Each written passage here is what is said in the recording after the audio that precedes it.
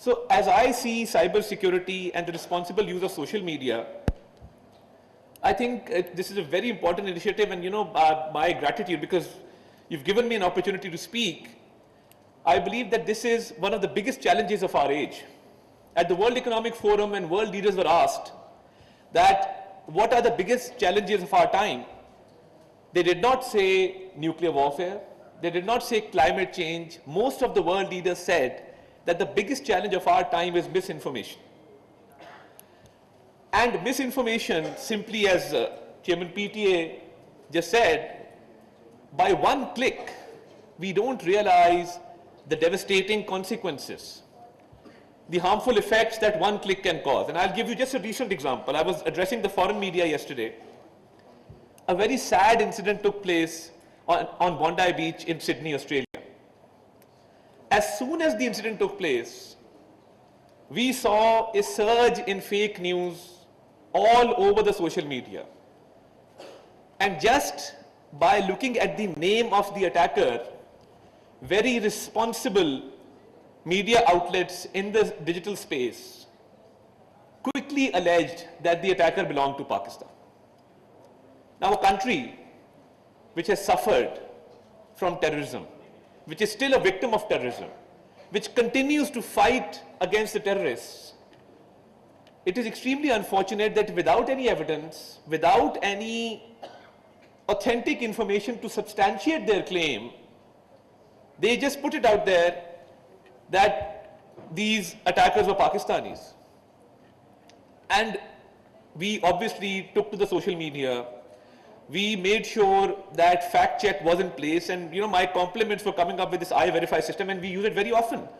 Whenever there is a news which needs to be fact checked, we contact the Dawn Media Group and we ask them to put this information through I-Verify so they can come up with a solution in order to counter any fake news. So my point is, this led to a snowball effect. We saw Al Jazeera, we saw NDTV, we saw ABC, we saw CBS, all saying that the attacker was from Pakistan. And when I asked the foreign media yesterday that did you have any documentation or any substantial proof to back your claim, the answer was no.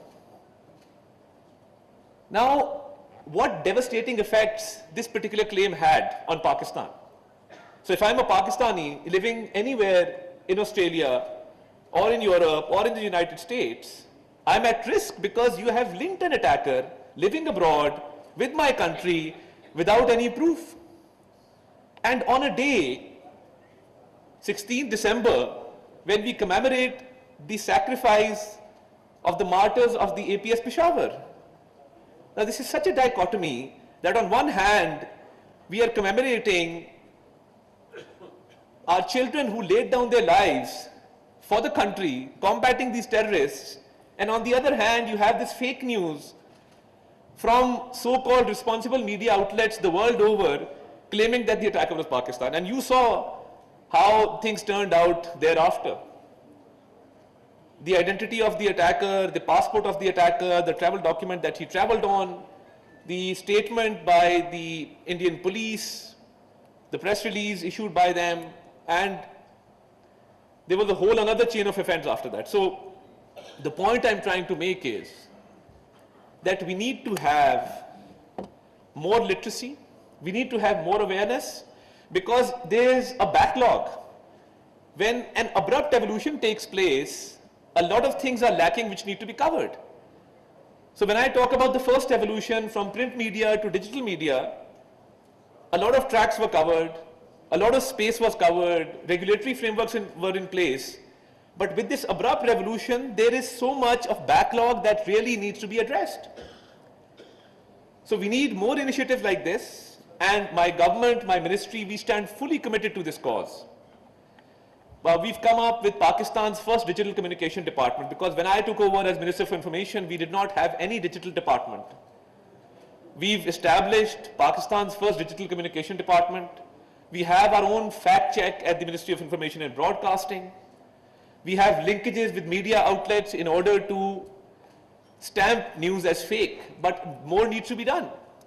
And I'm grateful to Mr. Babar Yaqub because he reached out to us in order to establish a system where we can train people to counter fake news and misinformation, and to hold training workshops not only for the ministry but also for media personnel, because this needs to have a broader impact and a multi-dimensional strategy in which journalists, media outlets, writers, authors, government officials all need to be trained, because as I said, digital natives are more accustomed to using social media than digital natives, but both need to be taught the responsible use of social media.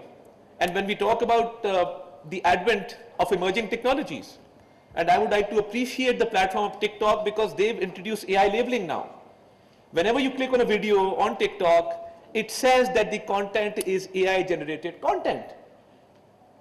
In order to enable the user, or in order to enable the subscriber to be well aware that the content being watched is AI generated. So, this is just a small step which all other platforms need to replicate. We need to have AI labeling. And one thing more I'm concerned about is creative people losing their jobs. Whenever I turn on the television, I see advertisements being made through AI. So, how many people lose their job when one advertisement is made from AI? Number one, the content creator. Number two, the director.